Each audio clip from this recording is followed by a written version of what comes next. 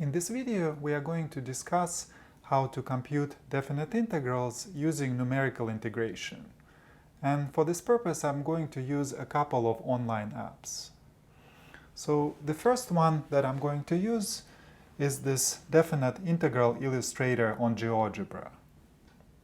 And so if we scroll down here, and I'm going to put it in full screen mode, you can see that in the top right corner here, you can choose the function that you want to integrate. So I'm going to choose cosine of x. And then the interval ab, I'm going to choose minus pi over 2 to pi over 2. And then down here, you have three methods of integration. So let's look at the midpoints rule first. And as we click on it, you can see that the interval is divided in this case into 7 subintervals, and this number 7 is on this slider here, so you can increase or decrease the number of intervals just by dragging this slider. But in any case, on each of these intervals, we simply approximate the area of the slice by the area of the rectangle. And the height of the rectangle is chosen according to the rule. With the midpoint rule, we choose the height of this rectangle in the middle point. But if you click on this left-hand point rule, you can see that the height was chosen at the left-hand point, and the right-hand point rule, the height is chosen at the right-hand point.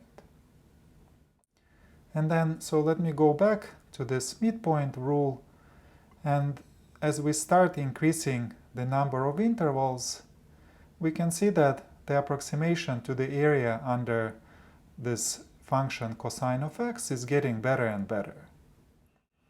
And in fact, you can see the sum of the areas of these rectangles down here.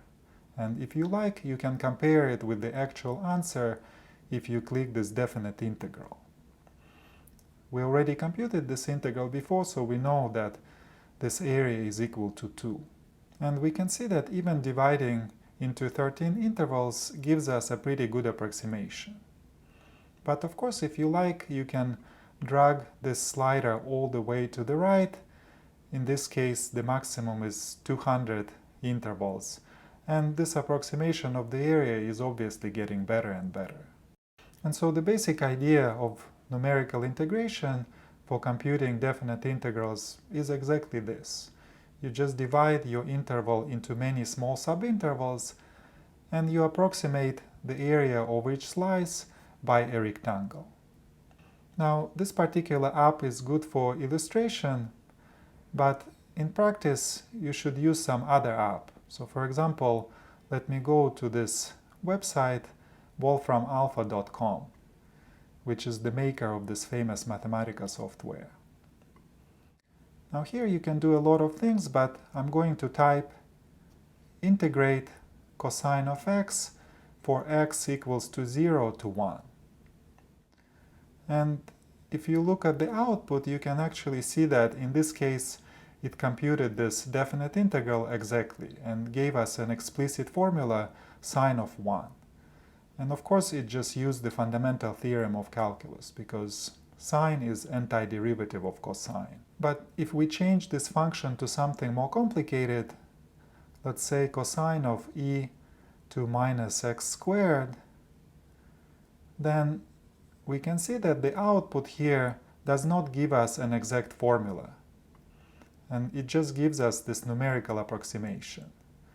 And that's because in this case, it was unable to find an exact formula for the antiderivative, which probably means that you cannot express it in terms of basic functions in calculus. And instead, it used one of these numerical approximation methods. In fact, you can go back here and type which method you want to use. For example, using midpoint method with 10 intervals. And then the output here gives you the result, which is just the sum of the areas of these rectangles. And it also gives you this symbolic form for the sum of these areas. This is called Riemann sum in calculus. And also it gives you this picture to see how these rectangles approximate your function. Now here it also gives you the exact result, which means that it's just computed this definite integral with higher precision. And so you can compare how using 10 intervals, or this midpoint rule with 10 intervals, compares with the actual definite integral. And in this case you can see that you get a pretty good approximation, again up to 3 digits, just using 10 intervals. And then if you scroll all the way down, it also gives you a comparison of various methods of integration. And the top 4 are the familiar left-hand point, right-hand point, midpoint, and trapezoidal rule, which are covered in every calculus class when you start discussing definite integrals. But at the bottom here you also have some more advanced numerical rules, which are sometimes covered in calculus 2, depending on the calculus class. And actually you can see that these advanced rules here have a much better approximation. Even with 10 intervals, you can see that this absolute error is much smaller.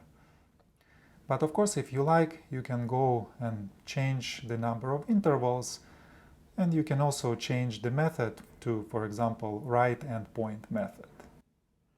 And so this is the basic idea of how numerical integration works, approximating your area by rectangles, or sometimes using more advanced approximation methods.